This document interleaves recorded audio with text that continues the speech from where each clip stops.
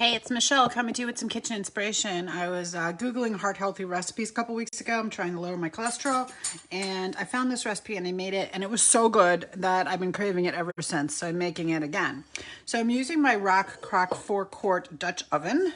It comes with the glass lid, and it can be used on the stove top, in the oven. You can even use it under the broiler without the lid. You can use it outside on your barbecue grill and your campfire. It doesn't matter. It's heat resistant up to like 700 and something degrees, so it's great. And this one's been around for years in my kitchen. You can see it still looks pretty much brand new. Today I'm going to use it with the slow cooker stand. The Rockcrok is available right now. The slow cooker stand will actually be available January 1st. I'm using the old one because I haven't gotten the new one yet, but I'm excited about the new one. My old one works really well, but the new one's got some really nice improvements. Okie doke. And in November, you can get 60% off anything you want. So maybe you want to pick up a Rockcrok Dutch oven now. Host a party. Okay, so I'm doubling the sauce for this because the sauce was so good and we served it over rice that I would like to have a little bit extra sauce. So I'm putting in a cup of white wine, and then I'm putting in 4 tablespoons of brown sugar. Got my adjustable measuring spoon here. This is the large one out of the set. I like because it does 1 teaspoon, 1.5, 2 teaspoons, 2.5 teaspoons, and then a tablespoon. So it's got some nice measurements there on there that you're not used to getting, which makes me happy. This recipe has some alternating flavors, which actually makes it so yummy, but it sounds strange. So you got vinegar, wine, and brown sugar all together, right? So that's a little bit odd. And then you have capers and green olives, and then you have prunes, which are sweet. So it's really odd. I've never actually cooked with prunes before, but I decided that I actually really like them. All right, I'm putting 6 tablespoons of red wine vinegar. 1, 2, 3, 4, 5, 6. Okay, so 6 vinegars. And, oh, I need to put the oregano in. So I have oregano growing out in my garden. So I always pull some at the end of the season, and I just let it sit on my counter and dry. And I'm actually going to go out and pick the rest of it this week before we get frost. And then I have oregano for the whole winter, dried oregano. But dried from my garden. In the summertime, I just use it fresh from the garden. I could do that today because it's still green out there, but I had this sitting on my counter. So this called for a teaspoon and a half of oregano. You know what? Now that I think about it, I doubled the sauce. I should grab another stem.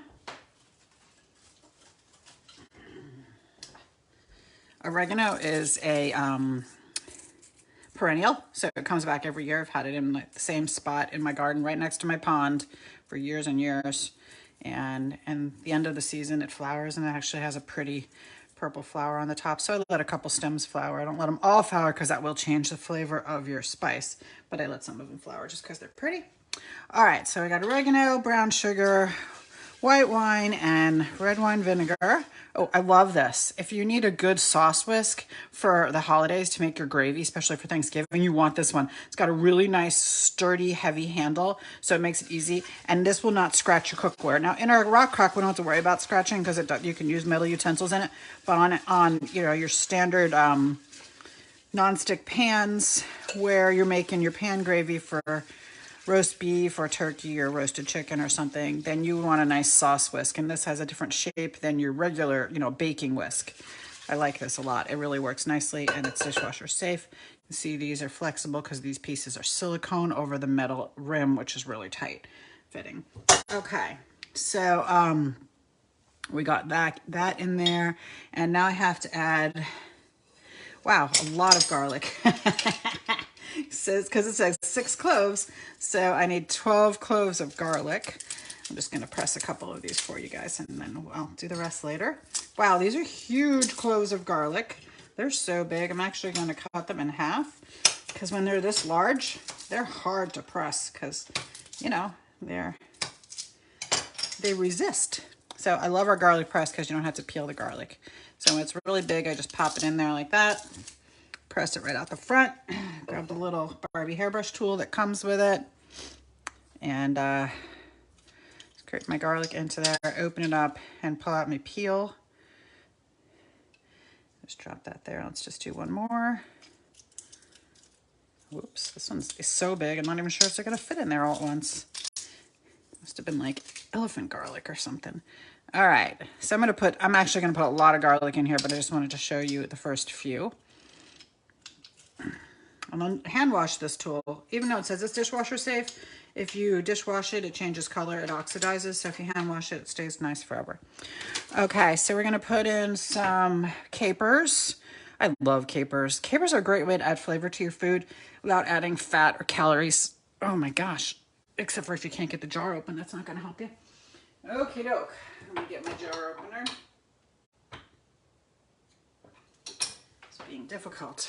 Okay, there we go. I'm gonna drain a little bit of the juice off the top because I don't want all that salty brine into my recipe. And sometimes when I use capers, I actually rinse them with water, but you don't really need to do that with this one. All right, so we want 2 tablespoons of capers.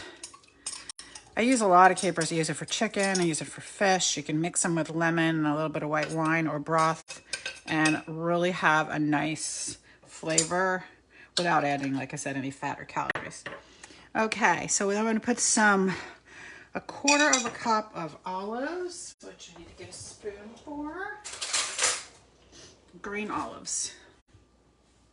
It says pitted, that just means without pits, okay?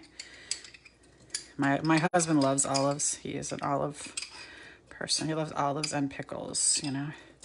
All right, so we got olives, and then I have the rest of the prunes left over from the last time I made this recipe. And I thought those were really good in there, so I'm just gonna throw them all in. I kind of wish I had more. All right, so then the last thing I'm gonna do to get this recipe, I think I did everything. Wine, brown sugar, oregano, red wine vinegar, salt and pepper, which is gonna go on the chicken. And you're supposed to, what I'm gonna do is I'm using these chicken thighs. The recipe actually calls for chicken legs, or it says split thighs and drumsticks. I just have thighs. And I'm gonna take the skin off because that makes it a little healthier. And then I'm gonna just nestle them in here. So it's actually really easy to take the skin off. People think it's hard, but you just kind of pull it and it comes right off. So I'm gonna do that. I'm gonna put, I don't know, probably 4 thighs in here because there's only 3 of us eating dinner. And then sometimes my husband's eat 2, and if not, he'll eat it tomorrow for lunch. So he loves leftovers for lunch. Then I'm gonna pop this in the slow cooker stand and let it cook for probably about 6 hours. It's gonna really meld the flavors nicely, which that's one of the things I like about it. You know, I love my pressure cooker, my deluxe multi-cooker. I do a lot of recipes in my pressure cooker, but sometimes recipes need that longer time for the flavors to really meld, and this is one of those. So it's gonna be better in here. All right, I just gotta wash my hands real fast. And then the only other thing I'm gonna do is put some salt and pepper on the top. One of the things I love about the Rockcrok slow cooker set is that if you have to brown the meat, like this recipe didn't call for browning the chicken ahead of time. You know, some recipes call for browning it ahead of time, or brown your pot roast beef, pork loin, or brown your ground beef before you start a slow cooker recipe. With this Rockcrok, you can do the browning on the stovetop right in this Rockcrok piece, and then after it's browned and it's hot, you can pick it up and put it right into the stand, and it's so easy, and you don't have to use 2 things. So I'm just gonna put the lid on. First I'm gonna plug it in, and I'm gonna put it on high. Let it cook on high for maybe 2 hours and then switch it to low. And that's it. Hope you have a great day. Thanks for joining me.